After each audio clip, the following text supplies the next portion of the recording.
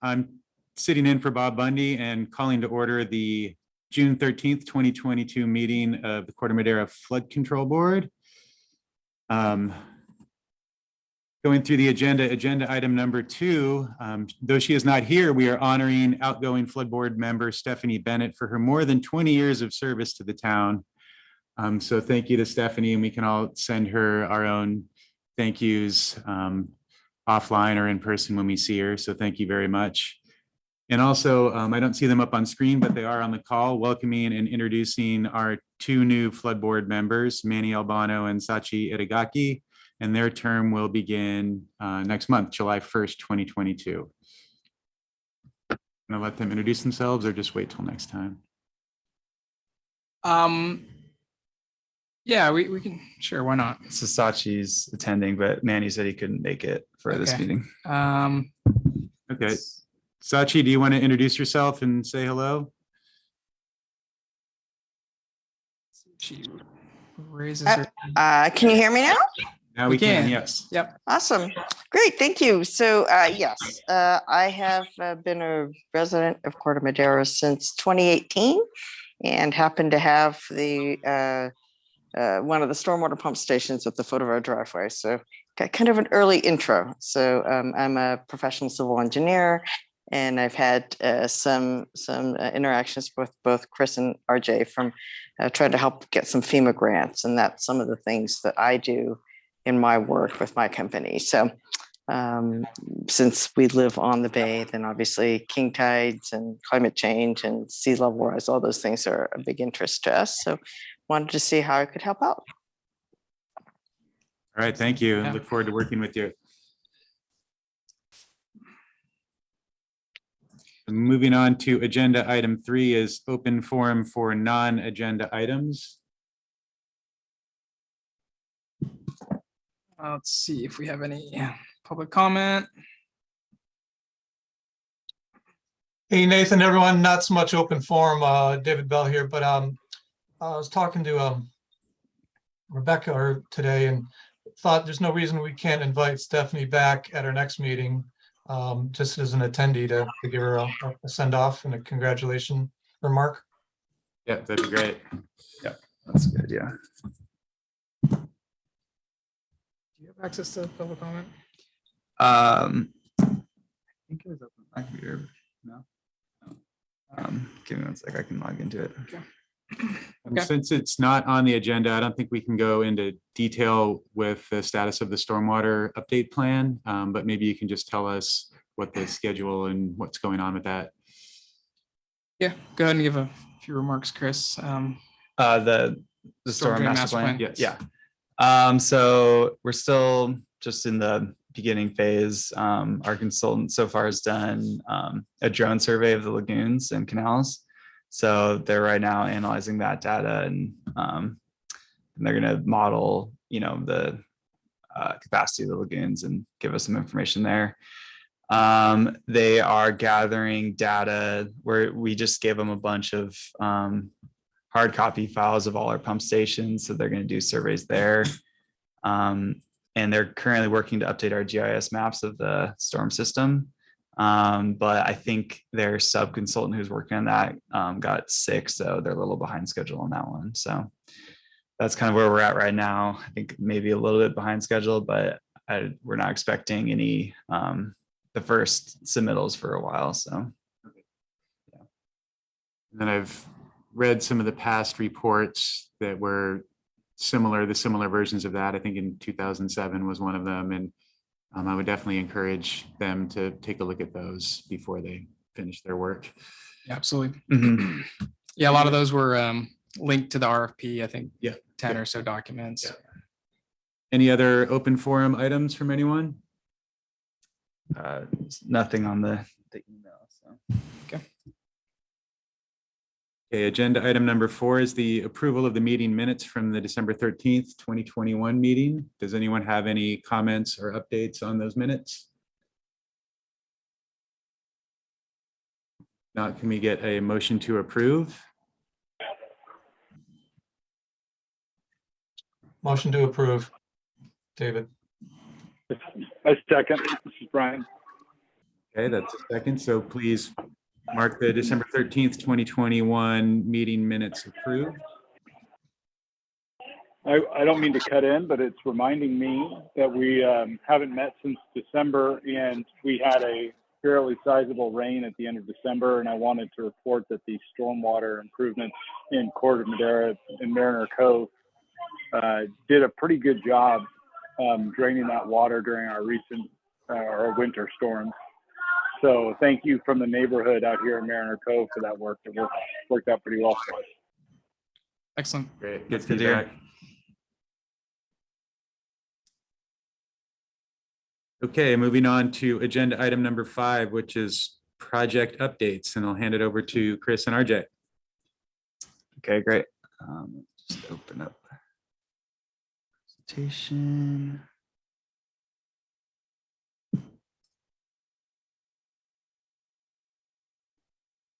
Okay.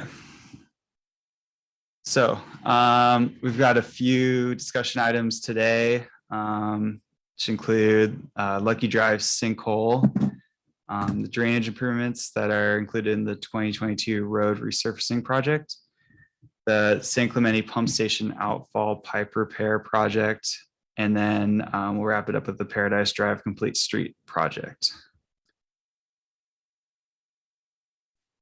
Sorry, I gotta just move this around. So in May 2022, town staff found out about a sinkhole that was forming on Lucky Drive across from the courtyard near the boathouse. After we hired a contractor to excavate it around the sinkhole, it was discovered that the courtyard pump station outfall pipe has a 6-inch separation due to a failed HDPE fuse joint. It looks like it had a previous repair that had failed. So our plan is to hire a contractor to excavate, install a new piece of pipe there, and then a 20-inch coupling to repair it. So hopefully that'll be a more permanent repair for that outfall pipe, and hopefully we won't have another sinkhole there. Yeah, and at the moment, we're waiting on materials. It's a specialized fitting. Otherwise, it would be installed by now. Yeah. So on the left, you can see the sinkhole right behind the sidewalk. And then on the right, you can see the gap there, which caused the sinkhole. So hopefully that will be fixed soon, definitely by the next rainy season.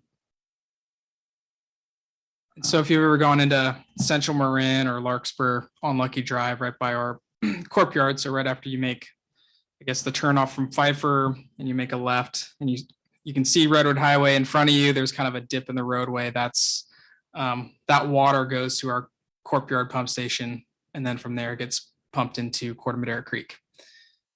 So this is an important one for that reason, to keep that kind of central artery into Larkspur and inner parts of Central Marin.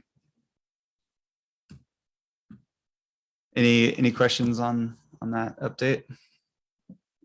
This is Brian. Any issues with the roadway or the sidewalks from that sinkhole? No, I don't believe so. Luckily, it was only eroding outside of that of the sidewalk and the small driveway there, so we shouldn't have any other problems there. Seems that's really close to Larkspur. Are they involved or help with any financial contribution? Is there any coordination with them?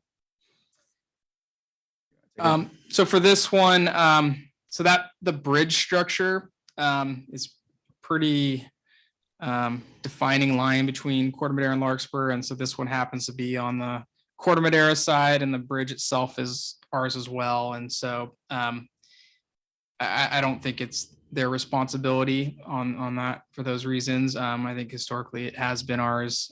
We've, I think, installed it and maintained it. So, but I like where your head's at, and I think if there was an opportunity, we'd be reaching out to them. Any other questions?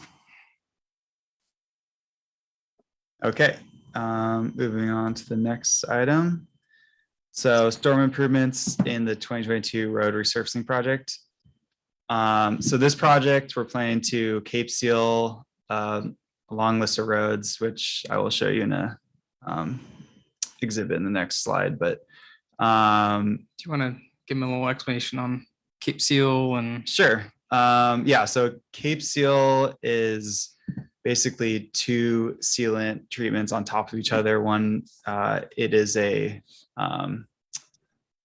chip seal on the bottom and then a micro seal on the top. So it's basically a more robust way to seal roads. And in this one, we're trying a rubberized version of it, which is supposed to help even more. You can basically cover up any sort of cracks and it will prevent them from coming through. So it's going to be a good test case in town to improve the roads and raise the quality of the roads. Yeah, so it's a preventative maintenance treatment. I think people are most familiar with slurry seals, and I think for those on Golden Hine and other streets, we recently did that, and this would be a much more robust version of that, probably the 2 or 3 times the thickness. And we do that just because the roads in this neighborhood are a little bit more degraded than some of the ones that we microed. So yeah, when we look at roadways, we try to match the right treatment with the right pavement condition to get the most bang for our buck. And so this neighborhood, we're paving a couple of the streets that are really bad, and the ones that are in better condition will be receiving this other treatment. But at the same time, we're taking a complete streets approach and have already done the sewer work, and we'll also be addressing some drainage improvements as well. Yeah, so like all our paving projects, it'll include installing 88 curb ramps at all the intersections. We'll be doing some curb gutter and sidewalk repairs, and then minor storm drainage improvements. But to this being a road maintenance project, we're only doing minor storm drain improvements, and we're not looking at larger storm drain repairs in any of the neighborhoods. Mainly just gutter ponding. So you can see on the right, that was my little notes from when I went around the winter and logged where there was ponding water in the gutter that entered the street. So in Granada Park, we're going to try and address all these locations as part of this year's project, which should also prolong the life of the pavement. And we're anticipating the project to begin in August 2022. So here's a visual of all the roads that are included in this project. We're mainly doing the repairs, the storm drain repairs in the lower portion of Granada Park, and then there's 1 or 2 repairs on other roads in Mariner Cove, but mostly just trying to improve the roadways themselves. What is the color coding referred to? The Cape Seal. There's colors. Sorry. Yeah. So the red and purple are the portions that we're actually going to be repaving because of the current really poor condition of the road. The rest are the Cape Seal. I think with the exception of, is it Key Largo is just a slurry seal? Yeah, we're still working that one out. Key Largo, the pavement's a little better. We may just do a slurry seal, again, to kind of put the right treatment with the right road condition. But let me understand. I know that you covered it briefly before. I don't think I fully understood. There are limited improvement opportunities for the underlying facilities. In this case, the storm water facilities. So I'm thinking in San Francisco, for instance, there's a moratorium. Once that you are fixing the road, you cannot access that road within 5 years. So there's an active involvement of all utilities, because if you need to do an improvement in the area, it's now or never. Well, not never, in 5 years. Right? So I understand that all these roads are going to be repaved, resurfaced, improved, but is there an associated effort to change whatever is pertinent the underlying utilities? Yeah, I'll take that one. So, generally speaking, there's a delineation between your preventive maintenance projects like your slurry seal and your paving projects. So when we do a paving project, we are going to do the complete streets approach, which I think is what you're referring to by doing underlying utilities and all that things. To do a proper pavement program, you're going to revisit that road every 5 to 7 years for the first 15 years or so of its life. And the goal is to tackle as many roads that have a pavement condition that is appropriate for a slurry seal, and grab as many of those as you can, as often as you can. And typically it's a 5 to 7 year window. So if we start taking complete streets approach, we won't be able to successfully push forward a preventive maintenance program. We would basically take that tool out of our tool belt. So this project in Granada actually originated as a sanitary district 2 permit condition with the Regional Water Quality Control Board. And so we knew we were investing in the sewer underlying infrastructure, which then made sense to put the right pavement treatment on top of it and also do the complete streets. As we're looking at that process, there's an economy of scale, and in particular with preventive maintenance treatments, you really have to have a high area in your project to get good pricing. And again, with that mentality of revisiting a road, every 5 to 7 years within the first 15 years, these were the ones that popped up as good candidate roads. But for example, and maybe you've followed, we did a slurry seal project, I think it was 2020, and we were able to seal about, I can't remember if it was 10% or 20% of our entire Corte Madera road network for a cost of, I think it was around $700,000. If we try to take a complete streets approach to a 10 to 20% of our network and do storm drain, it'd be $7 million. We just wouldn't have that tool. So this is a common strategy, and I think it makes sense again with those reasons. But we did take your I think spirit of your comment, and there are some minor drainage improvements we are able to fold into this project where appropriate. Okay, thank you for your consideration. Yep.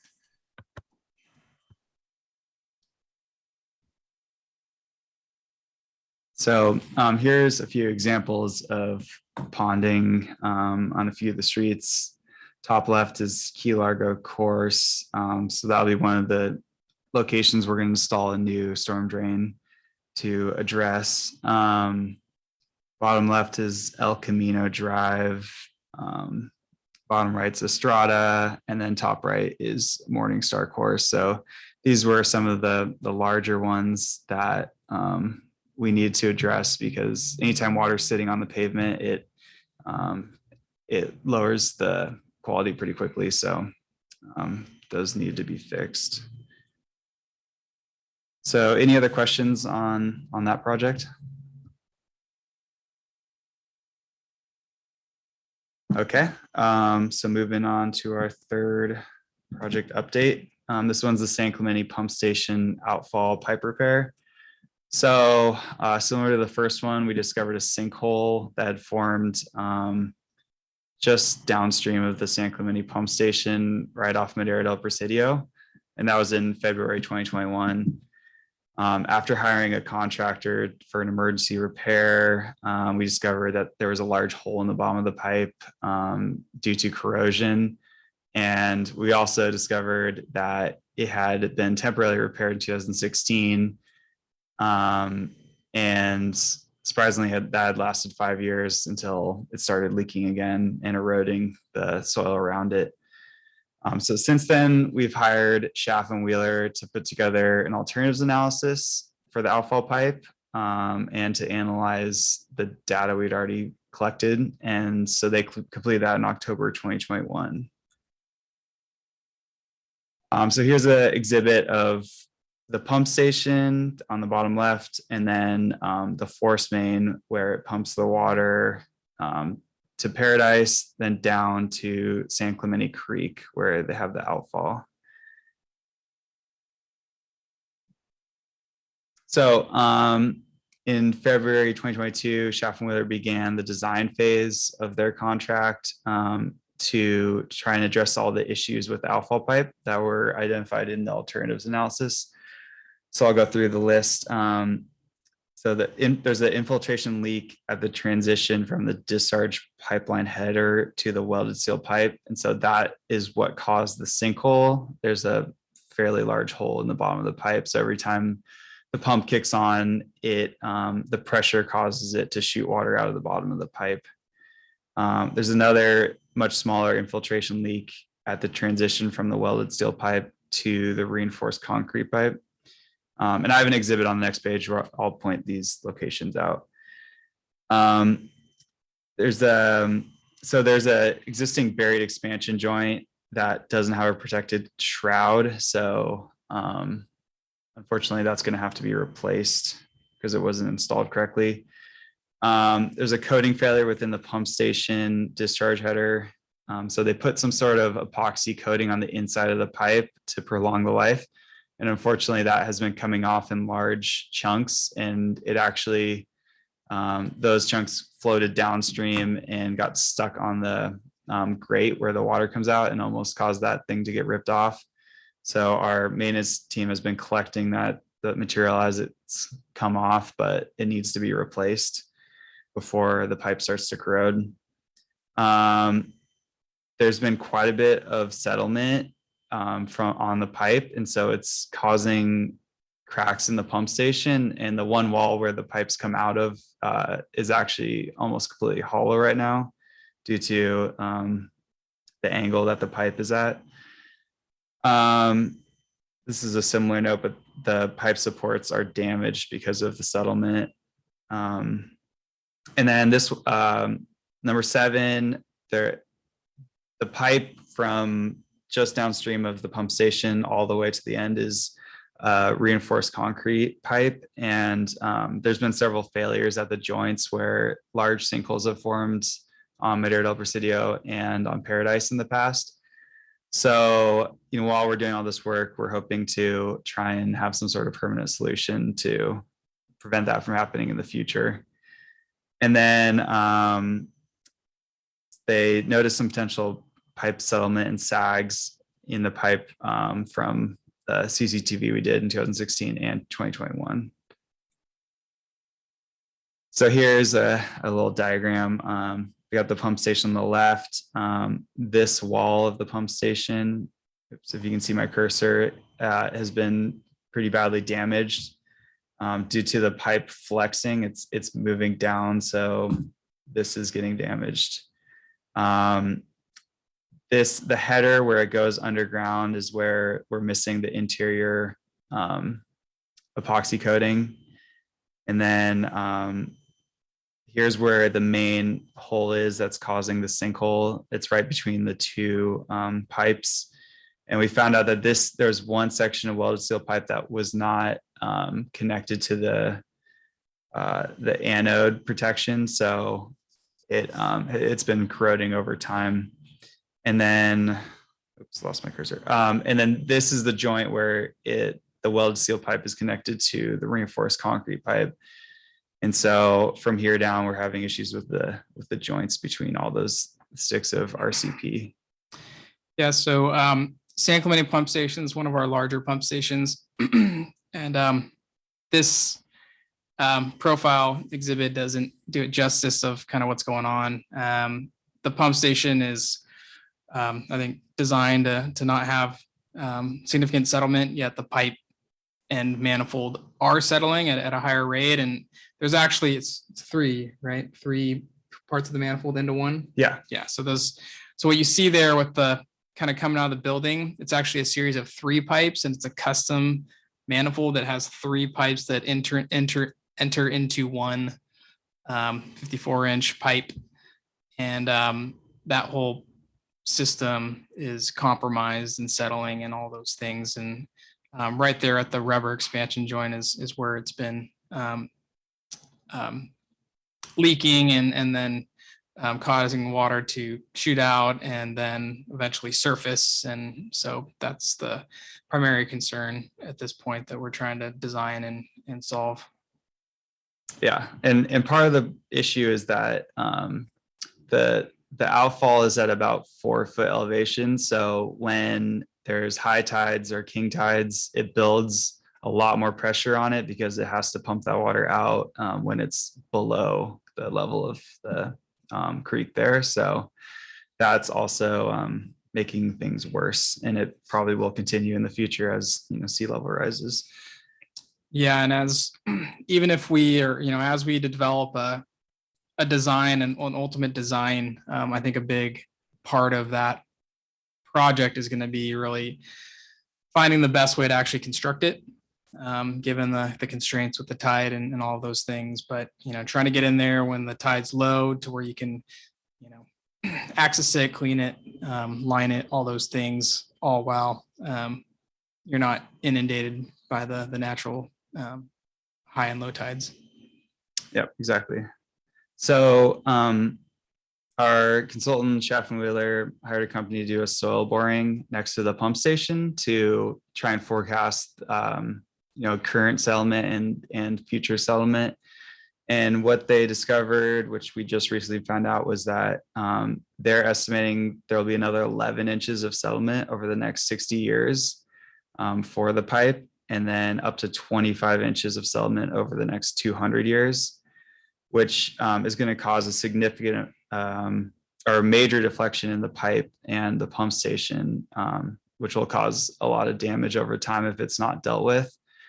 So we're already seeing some of the signs of that deflection right now, but if it were another 11 inches, it would probably take down the front wall of the pump station. So, and the issue is the pump station's not settling because it's on, I think it's on deep foundations, but it has a wet well below it. So it's not sinking, but the pipe is because it's so heavy. So Schaffenwiller is currently researching some options for flexible pipe components that can withstand that pipe deflection over time.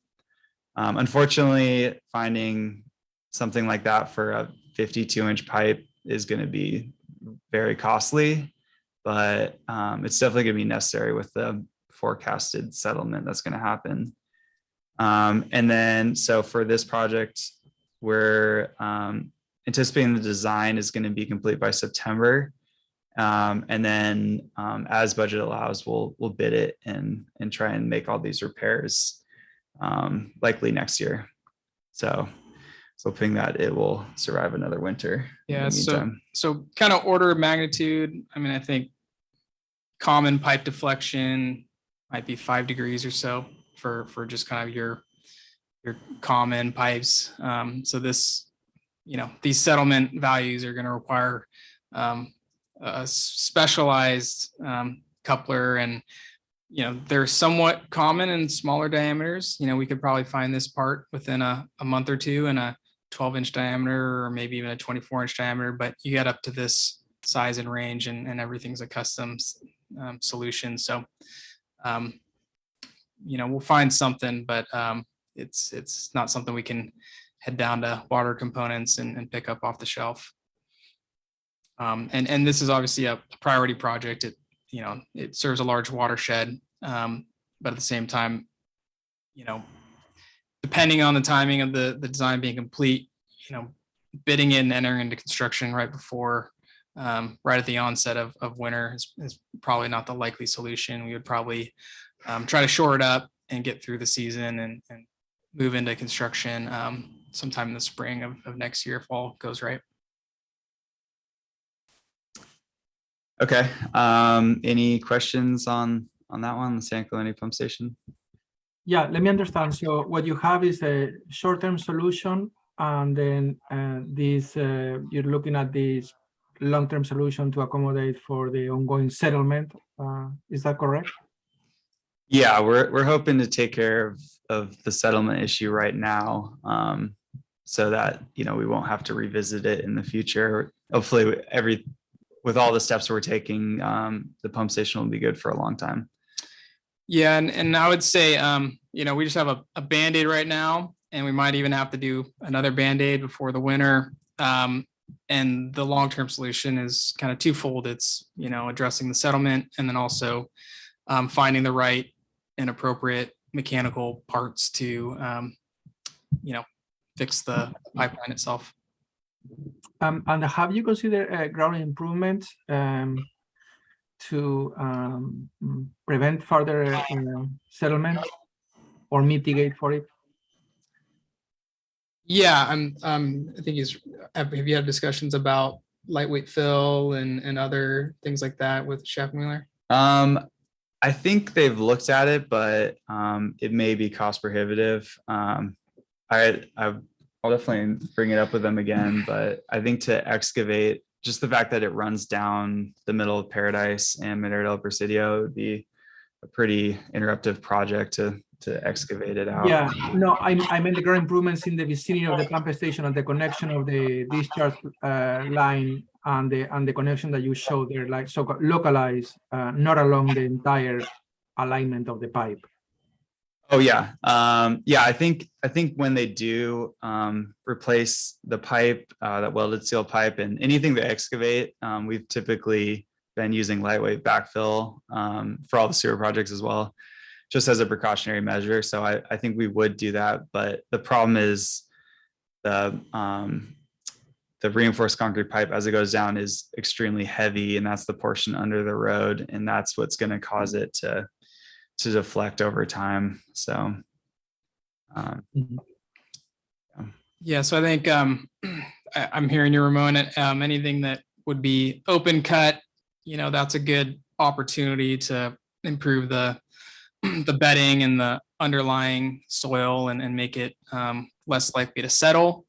But we anticipate that after you leave the pump station and the bulk of the run to the outfall, it's most of that pipe is going to remain in place, but may need to have some areas relined or sealed or whatnot. And so I think if we were open cutting that and removing it, then obviously that would be appropriate to do the lightweight fill. And I think if we aren't, and I think to do the whole thing open cut, I think is $5-10+ million project. And so I think we're trying to do what's appropriate given the condition at this time and line it, seal it, rehab it. I think is their approach right now with Schaffenweiler. Okay. Again, I think that for the grout injection that I was considering, I think this is localized and you do it in the vicinity of the pump station itself so that you stabilize the potential sinking of the pump station and the adjacent pipe. For the advanced alignment as some sort of CDF or things like that probably would be something to consider. But it did seem a little amount of budget and a little amount of time to provide the design for this solution. That's why I was asking if it was like a short-term solution and then a future long-term solution once you get all the data and so forth. But anyway, thank you for explaining. Yeah, I mean, obviously, cost is a big component of all our projects. We want to spend the right amount of money. We wouldn't just do the easiest or simplest or cheapest solution if we didn't think it was the best value. Currently, I think we budget around $1 million for construction, but at this point in time, we don't know. That could go up. So we'll wait and see. But if truly the best solution was to do a more costly repair, we definitely would consider it and just do what's right with the, what we need for that facility. From that diagram, I'm certainly no engineer, but if the downstream end of the manifold where it meets the other pipe, if it were angled downward or even close to vertical, then the rate of angular deflection over time would be greatly slowed. So it could last longer if the manifold itself wasn't horizontal. Especially if one's settling and one isn't, it's just going to crack, but it'd slip better if it was angled.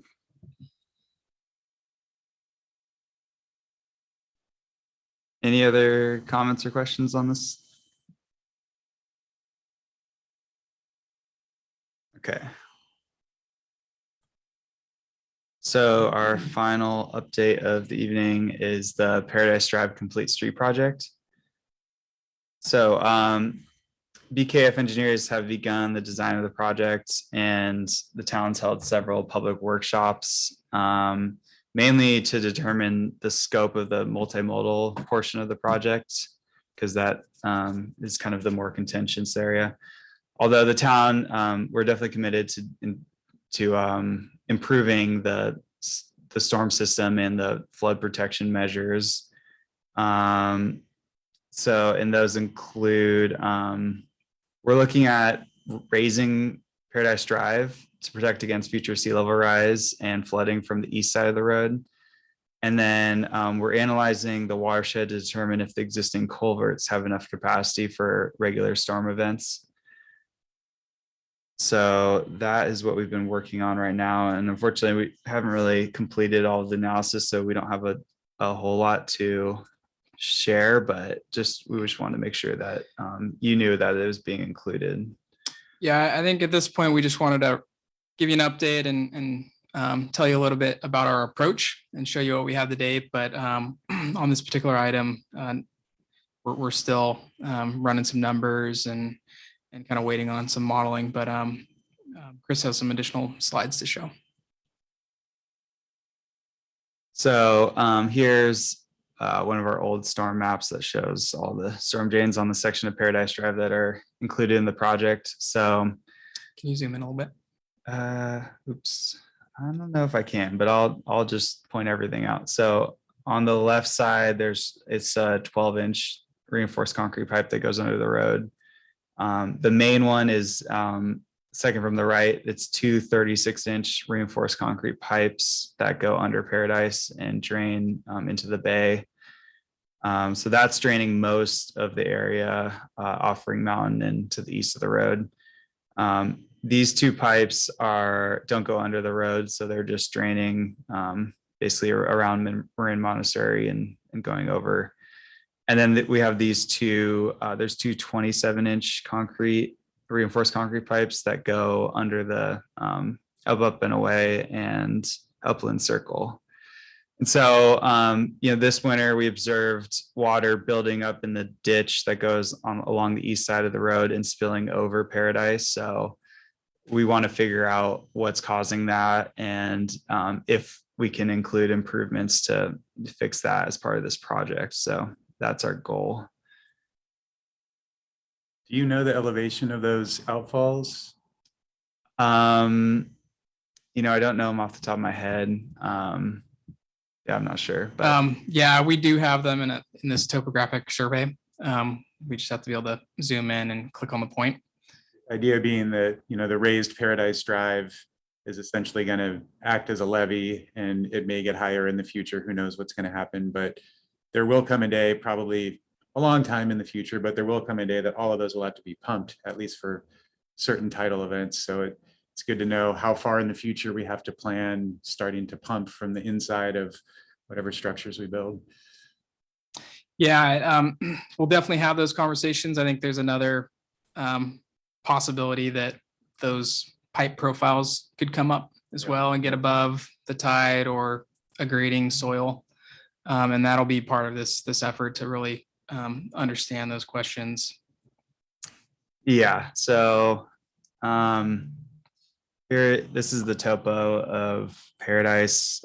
Unfortunately, it's hard to see anything because it's zoomed out, but I've created some displays on here to show you our options for raising the road. So if you know, there's a pedestrian bridge between the two schools. So that's down here, kind of in the bottom right. And then Up and Away and Upland Circle are highlighted down there.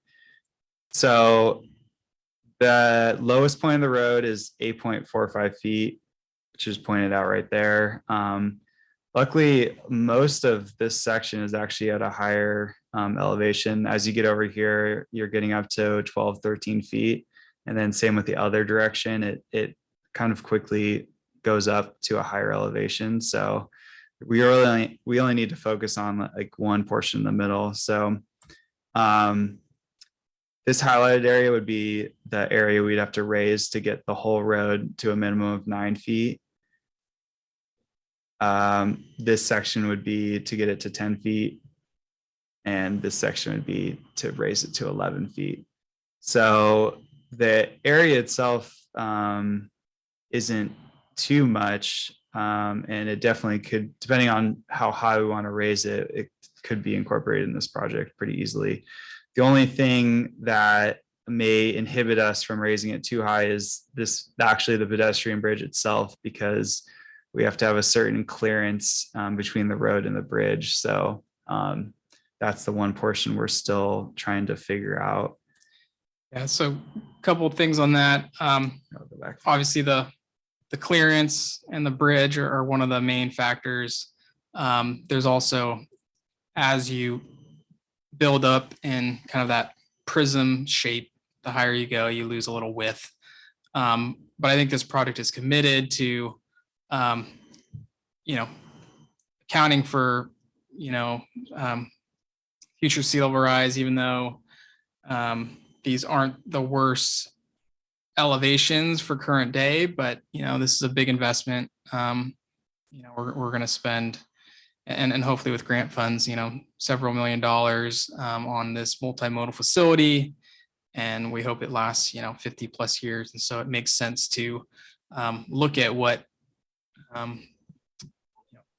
flooding could look like, what sea level rise could look like in 50 years from now. And so this is kind of our initial approach, and just want to start the conversation. Actually, I won't steal Chris Thunder, has some more to discuss about the bridge, but so I'll hand it back to you. Okay. Well, actually, sorry, before I go there, I just also want to mention that Schaff and Wheeler is working on our storm drain master plan, and we've asked them to prioritize analyzing the watershed to the east of this road so they can give us some design flow rates, and we can see if these existing culverts will meet that capacity, and or if we need to enlarge them. So we should be actually receiving that information in the next few weeks. So that'll be good to know, and we can present on that later. So like I said, that pedestrian ridge is our main obstacle, and the minimum vertical clearance for pedestrian overcrossings is typically 17 feet. And that's for a local road. And that's set by the Caltrans Highway Design Manual. So we're still analyzing, how high we could raise that based off the current height. But if we have to, we could make some exceptions and lower a little bit more. But yeah, so we would likely refer to Caltrans Highway Design Manual. There's also some AASHTO standards, so it's kind of the national version. So we're still doing some research on kind of what's a reasonable amount of clearance to have, knowing that there's a benefit to raising the road from a future flooding standpoint. So that'll be for a future discussion. And then on the right side, we have this projected sea level rise in San Francisco. So basically the two plotted paths are basically the low risk or medium to high risk. And so using the low risk, by 2050, it's assuming a 1.1 foot sea level rise. So, we'll use these numbers to decide what the elevation of the road should be, and also looking at the culvert outfalls and if they'll be impacted by sea level rise as well. Yeah, so I think the graph isn't to kind of get into all the dialogue today. I think the initial starting point in our approach is going to be start with the bridge elevation, the bottom side, find out what a reasonable clearance is, kind of translate that down to the roadway and find out how much we can raise the roadway. And then at the same time, figure out what that number is, and let's, whether it's 11 or 10 and a half, and then use that to see, is that a reasonable number for this project based on the investment in the multimodal infrastructure. So we don't have all those numbers today, but that's where we're going to start, and then have a discussion with you all. And if for some reason we think that we should be doing more or whatnot, we can go into kind of find out what else might be possible. Is that bridge, I'm sorry, is this a good time to ask questions? Yeah, I was about to ask, so. Is that bridge publicly owned, or is it owned by the school? The Montessori? Yeah, it's owned by the schools. And so, I mean, that's certainly a possibility that they modify the bridge in some way. Right. Yeah, if that's what you're getting at. And I'll, Yeah. sorry to interrupt, I'll let you finish your question or thought. No, you're exactly right. That's what I was going with this, that if it's not a publicly owned bridge, first we need to contact the owner, but second, the town may have the authority to request the owner to accommodate the bridge clearance to conform to the plan improvement in the area. So because I understand that your plan is, let's figure out what is a reasonable clearance based on different codes. And with that clearance, we can determine what is the maximum road elevation. And with that road elevation, we can figure out what is the extent in plan view of the improvement of the area and see if that makes sense with the long-term plans, which is a sensible approach. But maybe we want to also consider to have the town's interest first and foremost. And then if it's up to the private entity to modify the bridge to accommodate the town's requirements, then so be it. I am not sure of that. It's a question for the city attorney, probably, the town attorney.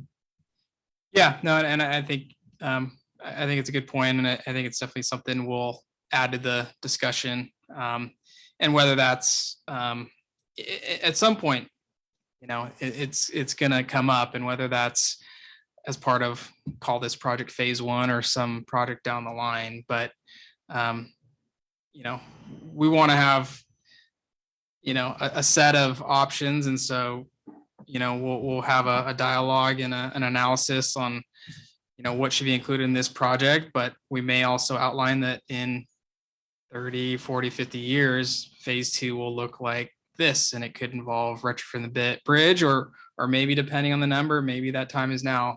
We don't know that right here today, but it certainly is on the table for discussion. Okay, thank you. Any other questions? A question and a comment. The question is, on the east side of Paradise, there's the Montessori school. And I've always wondered if they were planning on tying into any structure or raised road that we built to protect their property. Have you talked to them about, you know, we're getting very close to whether or not they're on the wrong side of the levee that we're building here. So have you talked to them about what their plans are for their property? Not so much, but what I would say is we have some elevation data, and both the schools are actually at a much, well, I won't say at a higher elevation than anything that we're proposing to raise the road. Right. It looks like it's. I want to say they're roughly around 15 feet or so.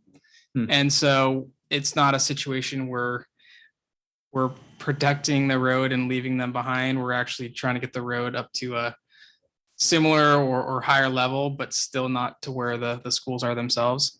So that decision will be way down the line then.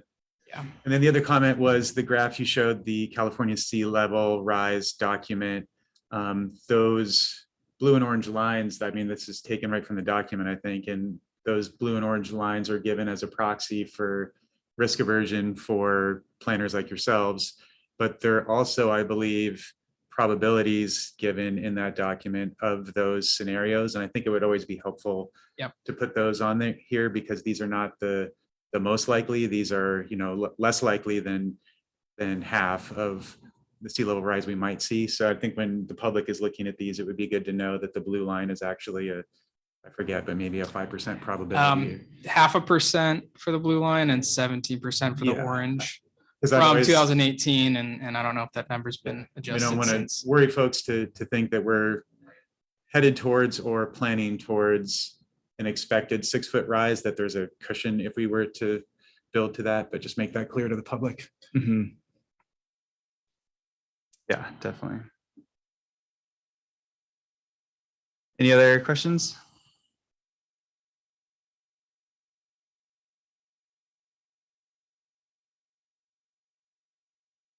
Okay.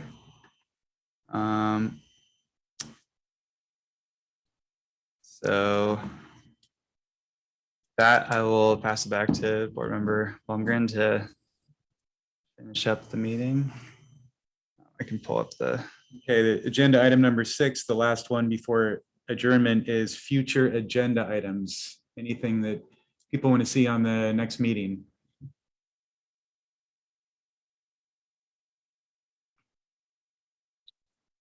I think it'd be good just to have a standing item for the master plan. okay, And it'll be interesting to see, like, as you're talking about the San Clemente pump station in this project, to be able to synthesize what all these mean and how they're going to work together.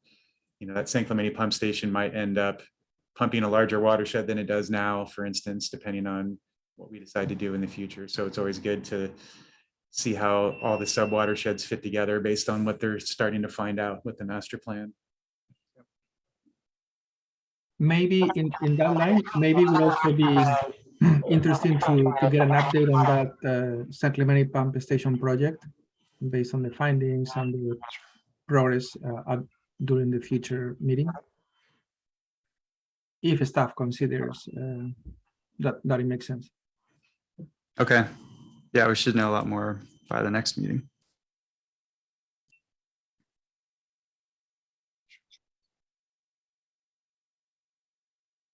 Okay, any other items for future meetings? Hey, Nathan, David here. Maybe not an agenda item, and it's kind of extra credit for the staff, but obviously been watching things a lot closer now, being home, et cetera. Is there a document that explains the operational procedures of when the Echo Pond is filled or drained? I've seen it go up and down recently, and it's just, in the drought, I don't know why it was full, and I don't know why it's empty. So not a tasking, just a curiosity. We can get you some answers, and is that the actual Marina Village levee pond? Yeah. All right, just make sure we're on the same page there. Yeah, it is. It should be. There is the document that you published in the past that describes that. Yeah, I would think it's covered in the lagoon maintenance policy, which should be online. But otherwise, I'm sure we have additional documents, in our maintenance files that we can share with you. And that might be good for our new members. Yeah. So do we have a date for our next meeting? Do we know when we're meeting next? Should be 2 months from now, second Monday. Okay. So yeah, August. And just one thing to note, and I know the climate on this topic kind of changes. I think the hope and goal is that the majority of flood board members would be in person, but we still might have hybrid opportunities. But I think we're trying to follow the model that is established by council, and they've been, for the most part, being here in person. We had to make a town-wide emergency declaration to have all of those hybrid meetings or all of those virtual meetings, and we as a town have ceased that declaration, I believe in May. Hey, guys, haven't heard anything about the climate adaptation assessment. Is there a way to give us status on that next time? We'll have some speaking points. We'll put something together. There is a new kind of task group that is being formed or was formed around that issue, I think, because they had the subcommittee that worked on cap issues. Right. And I think there's another group that's formed to look at, I don't know if it was just flooding issues or sea level rise. Yeah. Just trying to pay attention to understand if we're overlapping with what they're doing or not. There's a climate action committee Yes, being that's what I'm thinking formed, of, yeah. but primarily action focused and less about the climate adaptation side of things. Yeah.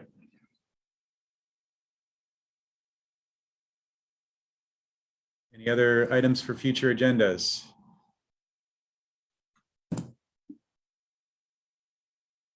Okay, well, thank you, everybody. And with that, we are adjourned. Thank you very much. Thank you. Thank you.